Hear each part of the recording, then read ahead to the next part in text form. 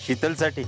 वय आपल्यामुळे एखाद्याचं भलं होत असेल तर तसं करावं, होय का नाही? अहो शीतलच्या लग्नाचं चाललंय ना, म्हणून आपली मदत. भैया, तुमच्या बघण्यात जर एखादा चांगला मुलगा असेल ना तर सांगा बर का.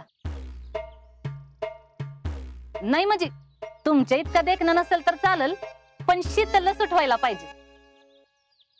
कुणी असेल तर सांगा बर का. हा. येऊ का? हा.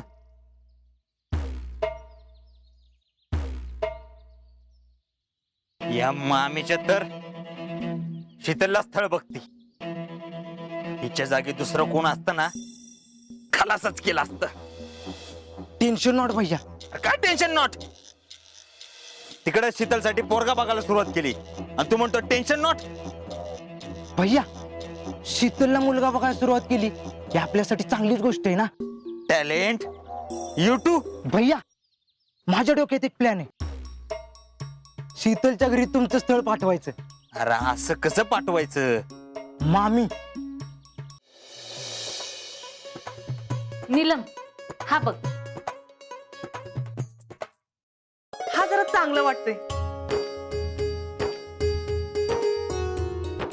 बघ ग. होय हो, ह्यो चांगला वाटतोय. बघा. हा. कोण आहे ग ह्यो? फलटणचं निंबाळकर आहे. अहो एकदम चांगलं घर आहे, माझ्या पाहुण्यातलंच आहे.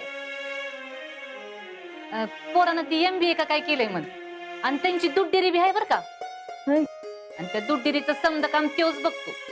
पण एवढी मोठी माणसं म्हणजे त्यांच्या अपेक्षा पण लई असणार ना. आणि आपलं स्थळ म्हणजे उषा वहिनी, अहो माणसं काय आबळातनं पडून मोठी होत नाहीत. अहो लय गरिबीतनं वर आल्यात. आणि ही निंबाळकरांची माणसं का नाही एकदम साधी आहेत. आणि विशेष म्हणजे माळकरीच घर आहे बर का. होय.